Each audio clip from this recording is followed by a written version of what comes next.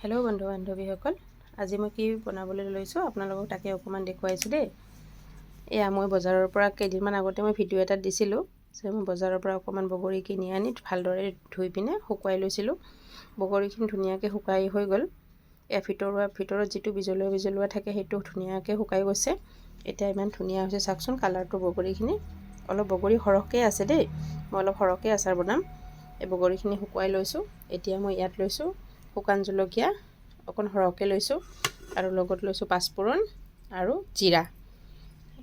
এইখিনি ধুনীয়াকৈ মই এতিয়া কেৰাহী এটাত শুকানকৈ অকণমান গৰমাই ল'ম। গৰমাই লৈ পিনে মিক্সিত গুড়া খুন্দি ল'ম। আৰু তাৰপিছত এইপিনে দেখিছে অকণ সৰহকৈ গুড় লৈছোঁ মই। গুড়খিনি ধুনীয়াকৈ কাটি থৈ দিছোঁ। এতিয়া এই গুড়ৰ সৈতে মই অকণ টেঙা জলকীয়া আৰু মিঠা আচাৰ এখন বনাম বুলি ভাবিছোঁ। এয়া কেৰাহীটো পাতি দিছোঁ, কেৰাহীটো গৰম হ'ল। এতিয়া মই ইয়াত এনেই শুকানকৈ এই আটাইখিনি ধুনীয়াকৈ ভাজি ল'ম। অকণ ৰংচোৱা হোৱালৈকে শুকান জলকীয়া, জিৰা আৰু পাঁচফোৰণ এইকাৰণে দিছোঁ যে পাঁচফোৰণ ধুনীয়া 5-6টা আমাৰ ইয়াত ধুনীয়াকৈ গুটি মিহলাই পিনে বনোৱা হয়। আৰু এই পাঁচফোৰণখিনি অকণমান মই দিছিলোঁ, চব গুটি দিছিলোঁ, গুড়ামুলি অলপ সৰহকৈ দি থৈ দিছিলোঁ নিজে। সেয়েহে পাঁচফোৰণখিনিও দিছোঁ। আৰু ইয়াত মেথি আছে, কালি জিৰা আছে, জইন আছে। সেয়েহে পাঁচফোৰণটো যদি আমি আচাৰত দিওঁ তেতিয়াহ'লে অকণমান ধুনীয়া সুগন্ধি এটা ওলাই, খায়ো ভাল লাগে।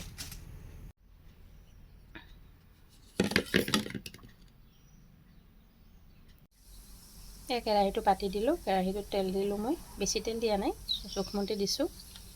যিহেতু গুড় মিঠৈ দিয়া হ'ব, গুড় মিঠৈ দিলে অকণমান পিছল হৈ যাব। এই তেলখিনি গৰম হোৱাৰ পিছত মই এনেদৰে কেইটামান পাঁচফোৰণ ফোৰণ দিছোঁ। এতিয়া মই ইয়াত কাটি থোৱা গুড়খিনি দি দিম।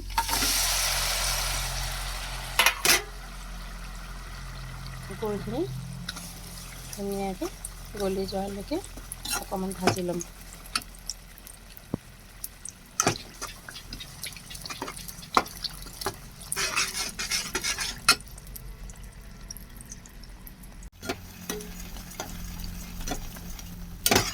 গুড়খিনি উতলিছে। এতিয়া মই ইয়াত নিজৰ জোখমতে সোৱাদ অনুযায়ী তাত নিমখ দিছোঁ।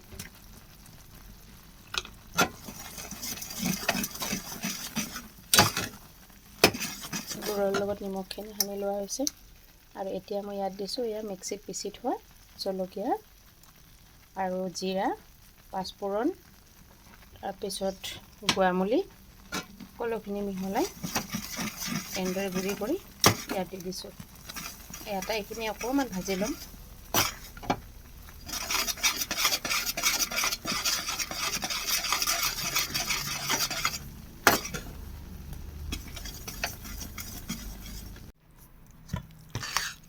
মিঠৈখিনি এনেকুৱা হৈছে।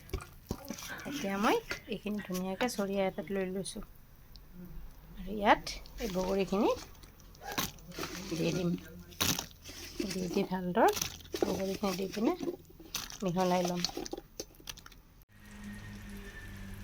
এয়া বন্ধু বান্ধৱীসকল, গুড় পকা মিঠৈ বগৰী আচাৰ হৈ গ'ল বনোৱা। কেনেকুৱা হৈছে আপোনালোকে জনাবচোন।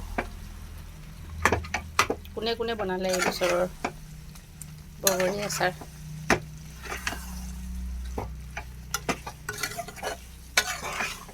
এতিয়া ধুনীয়াকৈ কাঁচৰ বাচন এটাত ভৰাই থ'লে ল'ৰা ছোৱালীকেইটাই খাব পাৰিব। বহু দিনলৈকে ভালে থাকিব।